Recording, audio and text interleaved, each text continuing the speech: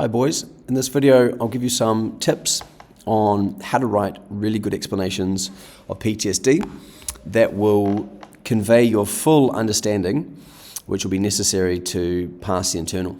Okay, some boys err on the side of too little, and they don't really show us they understand enough for us to pass you on this internal. Now, there's another video I've made a couple of years ago, that's why I'm looking so young and dashing in that video, about how to explain behavior, and it's relevant to this what, how, why. So there's that one there where I diagram it on the board. I want to just reiterate that here.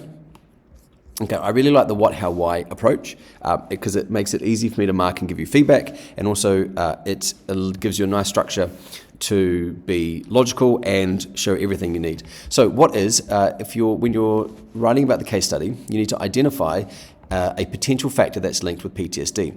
Now these are the things we've been studying in the biological approach: noradrenaline, the COMT gene, the hippocampus; sociocultural approach, ACEs, socioeconomic status; in the cognitive approach, locus of control, appraisals.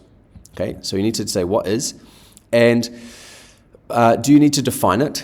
I would say my general rule for defining terms and answers is if someone studying psychology knows what the word is, you don't need to define it, but if it's a non-psychologist, it might help to define it. For example, you might want to say what is an appraisal or what is locus of control. It's one sentence, but it helps you convey your knowledge. How is that factor linked? Okay, so what's the variant or variation that is a risk or protective factor? So you could say, you can phrase it in either way. Valvals have a lower risk of developing PTSD. That's the variant or the variation of the COMT gene. Or MET-METs have a higher risk. A hyper-responsive amygdala is the variant that's linked with PTSD. You could say the low socioeconomic status. Okay, so that's the how. And ideally, somewhere in the how, you'll be identifying details from the case study that would support your identification for a potential factor for why the person has PTSD. The case study you'll have in your test will have lots of little Easter eggs in there that you might pick up on, little facts or details as to what could be relevant.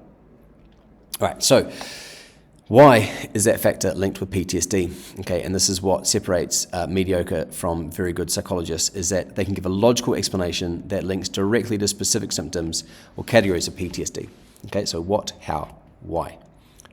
Note here, you don't have to add the but, which would be the evaluation. That's not necessary to pass. So here would be an example. Okay, so the what would be the hippocampus, we know, is linked to PTSD. The how, the variation is the small hippocampus is the risk for developing PTSD after exposed to trauma.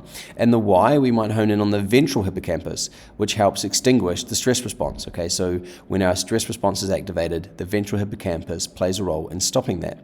So if that's too small, the ventral hippocampus is too small for some reason, and we get stressed out, then we may not be able to shut down that stress response. So this causes the arousal symptoms like hypervigilance and jumpiness, because the ventral hippocampus is the off switch, and so if that switch never gets turned off, the arousal is maintained. I hope that's logical. And then ideally, somewhere in this answer would include some details in the case study as to why we think the person might have a small hippocampus. All right, so we've gone through these in class, but here they are again. You could read this and ask yourself, do you think this would be a pass or a fail? Look at this, my gosh, this person writes and knows so much about the COMT. They even know what it stands for, catechol-methyltransferase, and the different variants, and information here about dopamine. Fantastic, but it's a fail. There's no reason why this COMT gene is linked to PTSD, and a good little wee thing here, there's no word because. Because is kind of a good word. You say the COMT variant is linked to PTSD because. Okay, this is just a brain dump of facts. There's no real explanation here. Okay, this, on the other hand, would be a pass. Okay, it's identified the relevant factor, the hypo-responsive PFC. Okay, it's a common abnormality, so that's the what and the how. Then it goes into the why. It gives us the function of the brain, and then it's explaining and it's linking to specific PTSD symptoms of intrusive memories and why the intrusive memories might happen because of the hyper-responsive PFC and its function. That would be a pass. That is the what, how, why. What about this one? Jill's PTSD could be because of her hippocampus. The hippocampus is responsible for making memories, so this might be why she has no memory of the traumatic event. Pretty straightforward, pretty simple. It's so close, it's borderline. It's so simplistic, it's borderline. But I would just say that there's no how, and it doesn't say that it's the small hippocampus that we're looking for. And it's, there's no real link here to specific symptoms. It says no memory, but it hasn't made it clear that they are symptoms of PTSD. So we can tweak this answer just a little bit. Okay, and it becomes a pass. It could be because of her small hippocampus. The small hippocampus is a risk factor for getting PTSD. Okay, that's the how. And here's the why, because the hippocampus is responsible for making memories. So if it's small, right, then that might be why she has no memory. Very straightforward answer. Okay, and it links to specific symptoms at the end. Now, ideally, this answer would have something in there that would give a reason as to why Jill might have a small hippocampus. But that is just how you can make it. That's a fail, that's a pass by just making a simple tweak. Right, I hope that's helpful.